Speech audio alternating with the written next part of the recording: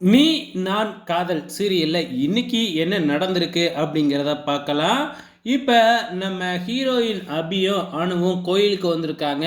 அதே கோயில்ல தான் வந்து பார்த்தீங்கன்னா, இந்த முரளியும், அஞ்சலியும் இருக்கிறாங்க. முரளி தான் ஃபர்ஸ்ட் எடுத்த உடனே நம்ம அபியையும், அனுவையும் பார்த்துடுறாங்க. இதனால அஞ்சலி கிட்ட ஏதோ ஒரு சாக்கு போக்கு சொல்லி நான் மல்லிகைப்பூ வாங்கிக்கிட்டு வரேன் அப்படின்னு சொல்லிட்டு, இந்தாண்ட வந்து எதுவுமே தெரியாத மாதிரி அபிகிட்டயும், அணுகிட்டயும் நான் சாமி கும்பிட வந்தேன் அப்படின்னு சொல்லி ஒரு பொய்ய பேசிக்கிட்டு இருக்கிறாப்புல. அதே டைம்ல அஞ்சலியும் அங்கேருந்து கிளம்பிடுறாங்க. அதை பார்த்துட்டு நம்ம முரளி அங்கேருந்து எஸ்கேப் ஆயிடுறாங்க. அஞ்சலியும் வந்து பார்த்தீங்கன்னா, அபி, அனு இவங்க 2 பேத்துக்கிட்டேயும் சகஜமாக பேசிடுறாங்க.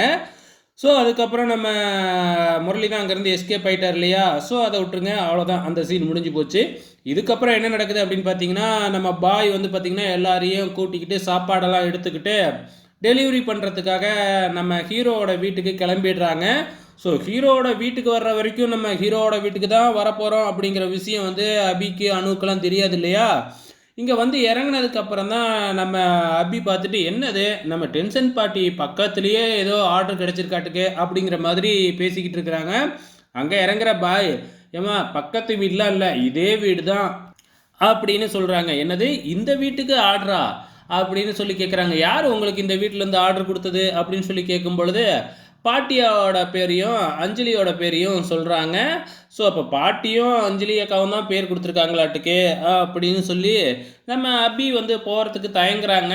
நான் வேணா வேறு ஆளுங்களை கூப்பிட்டுக்கிறேம்மா, நீங்கள் வர வேணாம் அப்படின்னு பாய் சொல்கிறாங்க. ஆனால் இருந்துக்கிட்டு, இல்லை இல்லை நம்ம என்ன நீங்கள் சொல்கிற வேலையை செய்கிறதுக்கு தானே வந்திருக்கோம், உங்களோட ஸ்டாஃபாக தான் வந்திருக்கோம், அதனால் எங்களுக்கு ஒரு கவலையும் இல்லை, நாங்களே வந்து சர்வ் பண்ணுறோம் அப்படின்னு சொல்லிட்டு கிளம்பிடுறாங்க. எங்கே முரளி அதெல்லாம் தெரியாமல் இந்த 5th வெட்டிங் ஆனிவர்சரியை செலிப்ரேட் பண்ணிக்கிட்டு இருக்கிறாப்புல. ஸோ, நம்ம ஹீரோயினும் அவங்க அக்கா அணுவும் வந்து பார்த்திங்கன்னா ஜூஸ் எடுத்துக்கிட்டு உள்ளார போகிறாங்க. இன்றைக்கி இதோட முடிஞ்சிடுச்சுங்க. வெயிட் பண்ணி பார்க்கலாம் நாளைக்கு என்ன நடக்குதுன்னு.